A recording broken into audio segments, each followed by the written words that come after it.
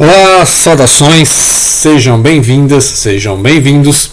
Vamos para uma lista de leitura, dicas de leitura, né? Uma lista de livros sobre um assunto. Então vamos fazer uma playlist.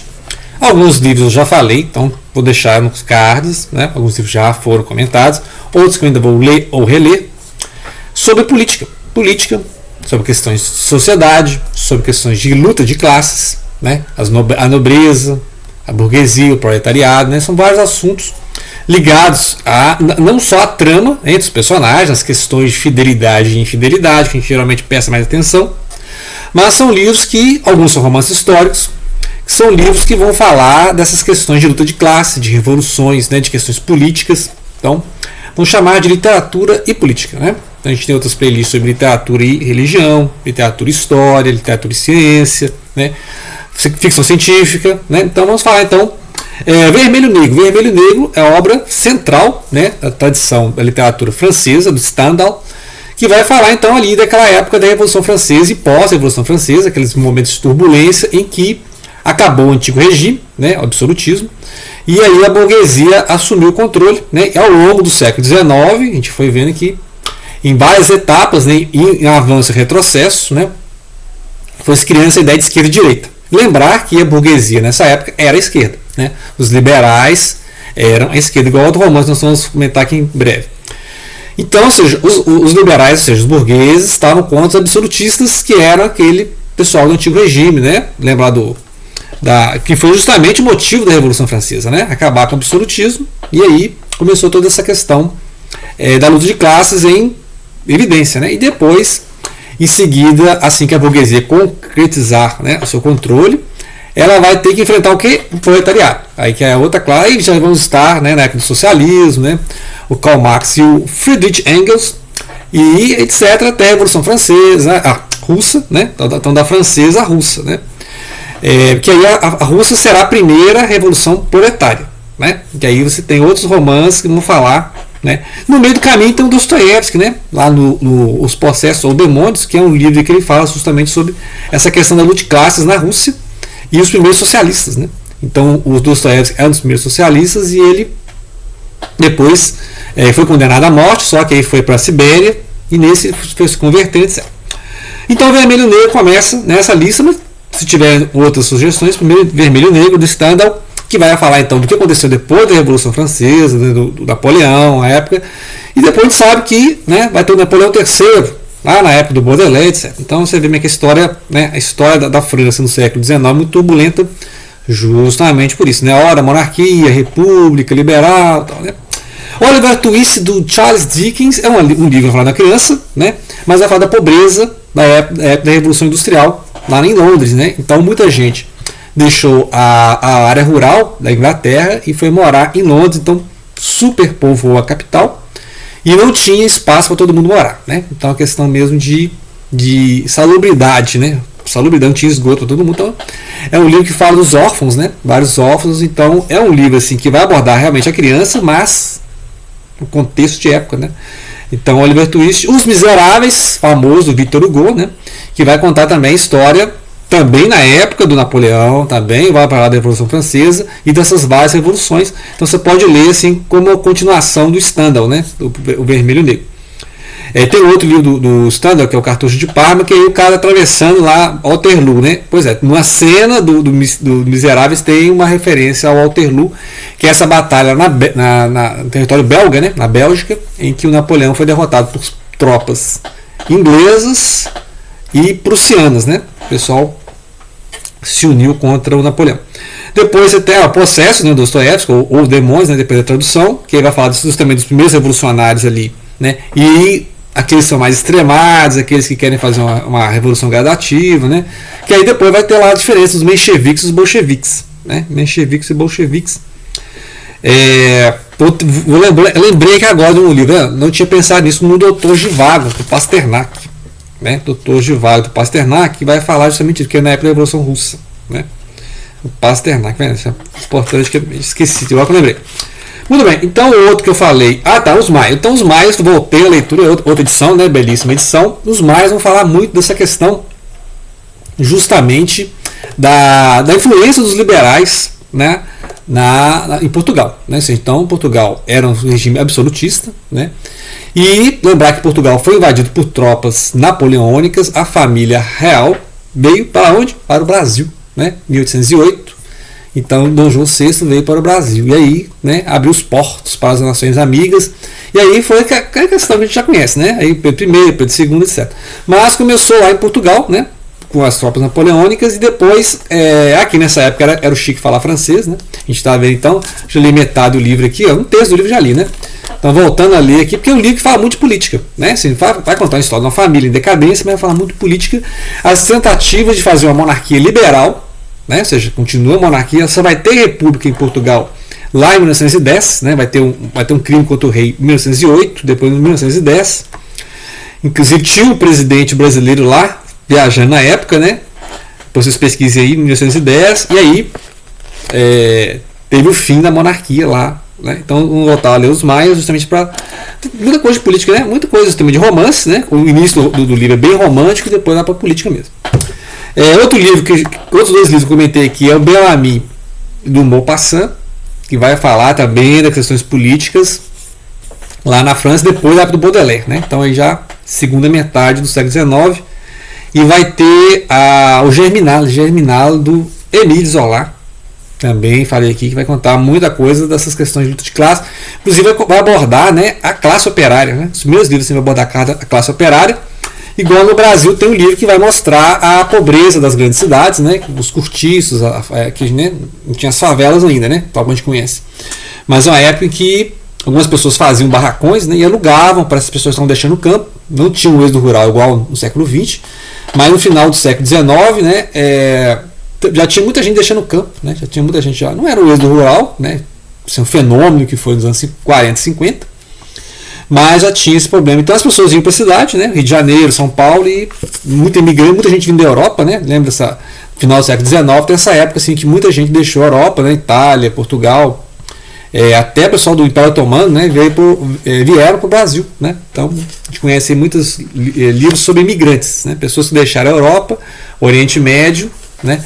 Inclusive, né, tem vários autores que abordam esses imigrantes, pessoal que veio da Itália, né, do Líbano, Portugal, etc., né, outros países, Alemanha, Polônia, guerras, né, muita guerra. Então o cortiço é importantíssimo, que fala muito de luta de castas, né, os senhores aqui que vem mandar. No século XX vai ter questão política lá, né, depois da Primeira Guerra Mundial, como é que os americanos, né, foram lidar com a ascensão do Império estadunidense, né?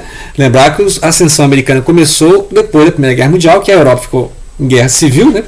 A Primeira Guerra Mundial é uma guerra civil que foi se alastrando, e aí que a gente vê como é que os americanos, né, a época do jazz, né, muita grana rolando, e aí depois vai ter a Grande Depressão, né? Vai ter a Grande Depressão.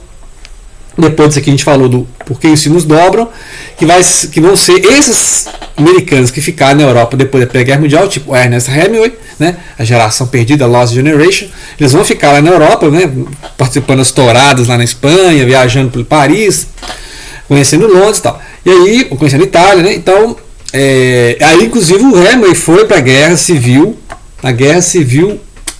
Espanhola, né? E aí tem aquele livro lá que também está falando aqui, também já falei aqui, que é Por Quem os Sinos Dobram, né? Que ele vai participar junto com os republicanos, né, contra a volta dos monarquistas. Acabou que os monarquistas ganharam, né, com Franco, General Franco. Então é um livro que fala muito de política, muito de guerra, né? Então é um livro assim que vai abordar a luta de classe. Inclusive também quem esteve lá na guerra foi o George Orwell, né, que tem vários livros de política. Esse aqui, né, Animal Farm, uma alegoria, uma fábula, né, infantil, podemos dizer assim, mas vai falar de política, né, vai falar da Revolução Russa, né. Então, lembrando aqui do Pasternak, né, Dr. Zhivago. E claro que o Orwell tem outros livros, né, 1984, também mais elaborado ainda, é mais adulto, né, não é uma fábula, é uma ficção mesmo, um romance. E tem Os Dias da Birmânia, que ele fala como é que ele viveu lá na Birmânia, que era uma colônia do Império Britânico, né. Depois você tem, então, Os Capitães de Areia, do Jorge Amado, que também lembra o Oliver Twist, né, que são crianças pobres, abandonadas, né, mostrar pobreza, né. Então eu vou mostrar muito isso da questão da exploração da mão de obra e tal. Então né, o Jorge Amado é conhecido pela sua ideologia, né, assim, mais à esquerda, né? Então ele faz muita denúncia social. Então, né, tem uma fase bem engajada, né, tem uma fase ali bem engajada, depois ele ficou mais, né, aqueles romances que as novelas das 8 adoram, né, mas tem uma fase do Jorge Amado que é bem engajada mesmo, assim, uma literatura de engajamento mesmo. E tem também o São Bernardo, do Graciliano Ramos, né, que vai falar aqui do Senhor de Terras, né. Então tem um Senhor de Terras que está narrando a história, então, como é que o Senhor de Terras controla, né, ele controla as terras e o povo que não está lá sai, né, para trabalhar em outras terras, que é outro livro Graciliano Ramos, outro livro que chama Vidas Secas, estou tentando lembrar o nome do livro. Vidas Secas, ele vai contar os retirantes, ou seja, o pessoal que deixa nessas terras, né? E aí os donos de terras que vão influenciar nas políticas locais são esses verdadeiros coronéis do interior, né? Então, o São Bernardo é bem cru, assim, uma narrativa bem crua, mostrando os mandos e desmandos desses coronéis do interior, né? Tem o Fogo Morto também, do José Lins, que vai mostrar a mesma coisa, né? A política, os senhores feudais, os senhores dos engenhos, né? Então tem toda essa dinâmica aí. Essa é um romance bem social, chamada, os anos 30, né? Essa geração modernista é chamada romance social por isso, né? Essa questão também de sociedade, não sei se vai dar tempo de ver todos os livros, né? Sociedade aqui, ó, o Solidão. Então vai falar muito da questão, né, dos conservadores liberais lá na Colômbia, né? Uma série de guerras civis ao longo de 100 anos, né? Então vai falar muito de família, muito de decadência familiar, né? Igual os maias, né? Mas aqui é um realismo mágico. Tem vários vídeos falando do livro aí, que é mostrando essa questão política, né? Os coronéis de um lado e do outro, né? Nessas guerras civis, né? Depois que, né, Colômbia virou república. No Brasil, a questão do regime civil-militar de 64 a 85, então gerou uma obra-prima do Calhado, né? Antônio Calhado, que é o Quarupi, que vai contar a questão também das reservas indígenas, né? Quarupi, todo mundo sabe, uma festa indígena, né? Eu já falei desse livro aí, se não falei, tem que falar. Obrigatório, né? Obrigatório. Acho que eu já falei assim, sobre livros sobre indígenas. Falei do Maia, né? Tem um ano que eu já falei desse livro. Outro que fala muito de política interior do Rio Grande do Sul é o Ocidente Antares, que também é meio realismo mágico, né? Meio fantasia, assim, meio apocalipse zumbi. Também já falei. E fala muito de política. Tem uma parte inicial que é só política, as famílias, né, uma contra a outra, as rixas de família, assim, as brigas entre os senhores feudais, entre os coronéis, né, os donos de terra, os latifundiários, né, e o povo é que paga o pato, sempre o povo que paga, né, a briga entre os nobres e os plebeus é que sofrem, né. Aqui em Minas Gerais, BH, né, a festa que vai falar também do regime civil, né, civil-militar, o golpe militar, e vai falar da repressão, né? A repressão política, né? Então todo mundo sabe que tem prisão, tortura, sumir com pessoa, né? O tipo dos amarildos dos anos 60 e 70, ninguém sabe o que aconteceu, né? Então vai falar muito disso da repressão militar, repressão policial, né? Já falei desse livro. Estou lendo atualmente então o Filhos da Meia-Noite, Children, né? Aqui, né? Crianças da Meia-Noite, pode ser a tradução. Salman Rushdie vai contar como é que foi a independência da Índia, né? Então 1947 é um livro que é muito assim, muito viagem também, tem muita viagem da cultura indiana, só que todo o contexto dele é político. Então eu tive que pesquisar um pouco de história da Índia e fala muito, né, da política da Índia. Então é um livro assim que eu coloco nesse literatura e política, né? Um que é imprescindível, né, clássico brasileiro, que também já falei que a gente leu junto, né? Que é o Vivo Povo Brasileiro, que vai falar justamente também, contando a história do Brasil, só que de baixo para cima. Em vez de contar a história das elites, que ele vai falar das elites, só que ele vai falar do povo, né? Então ele vai começar falando do povo e a versão do povo para a história, né? Então nada foi dado, assim, tudo foi conquistado, né? Então a conquistas gradativas do povo contra, né, as elites que hora se dizem conservadoras, hora se dizem liberais, mas sempre mantendo o poder, né?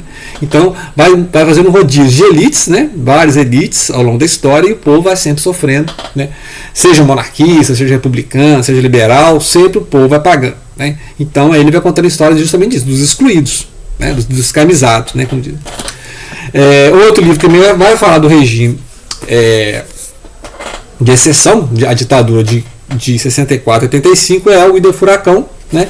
Interessantíssimo, que vai contar a história de BH e nessa época do Juscelino Kubitschek, né, até o golpe, né?